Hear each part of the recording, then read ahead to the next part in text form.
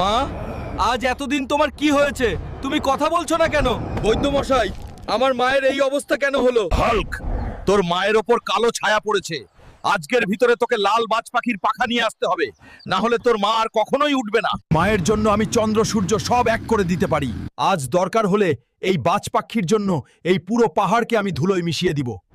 এই বাজ পাখি, এখনই তোর পাখা আমাকে দিয়ে দে। তোর গায়ে কোনো জোর নেই হাল্ক, তুই আমার সাথে পারবি না। আমার মায়ের দোয়া আমার উপর আছে।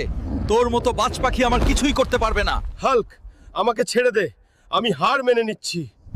হাল্ক, তোর মায়ের প্রতি ভালোবাসা দেখে আমি অনেক মুগ্ধ হয়েছি বন্ধু।